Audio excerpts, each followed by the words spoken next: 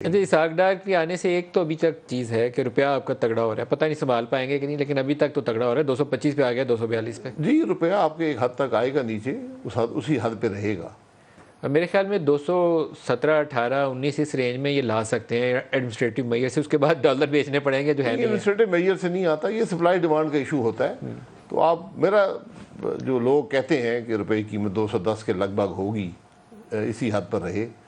अगर commodity prices ज़्यादा नीचे आती हैं तो फिर शायद 200 तक भी आ जाए। ये सारी सप्लाई डिमांड की बात है।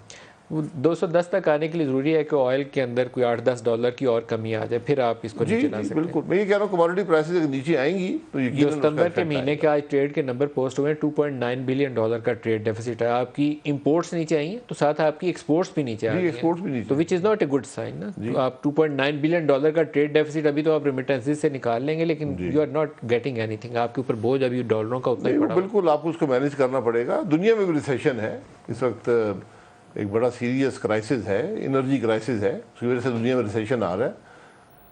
तो उसको आपको मैनेज, और कोई तरीका नहीं है, मैनेज करना पड़ेगा। मरियम आप जाएंगी लंदन और ख़बर यह है कि ये अपने वालिद मोहतरम के साथ वापस आएंगी। नवाज शरीफ साथ आएंगे। नवाज शरीफ साहब खुद भी आ सकते हैं, उनको जब भी वो फैसला करेंगे। ना खुद गए थे ना खुद उन्होंने आना है, आने के लिए भी इंतजार कर रहे हैं। नहीं, खुद नहीं गए थे, बीमार थे और गए थे।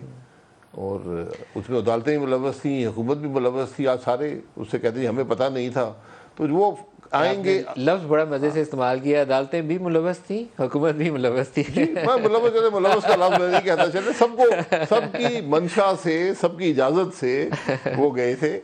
और एस्टैब्लिशमेंट की इजाज़त भी शामिल थी। एस्टैब्लिशमेंट की ज़रूरी, अगर आप, हर आदमी कहता है कि अगर ज़रूरी है, आप ये समझते हैं कि उनकी इजाज़त के बगैर काम नहीं हो सकता, तो फिर यकीनन अगर मुल्क से गए हैं। मुझे कोई ऐसा इल्म नहीं है कि एस्टैब्लिशमेंट को इजाज़त चाहिए होती है। मेरे तो ख्याल में उनकी ब्लेसिंग से गए थे, उसके बगैर जा नहीं थे सकते। वो तो हम समझते हैं कि हर पाकिस्तान में हर काम उनकी ब्लेसिंग से ही होता है। अगर होता तो इक़्तिदार उनके हवाले ही कर दे, फिर मैं और आप छोड़े। आप इंटरव्यू एस्टैब्लिशमेंट का कर लिया करें।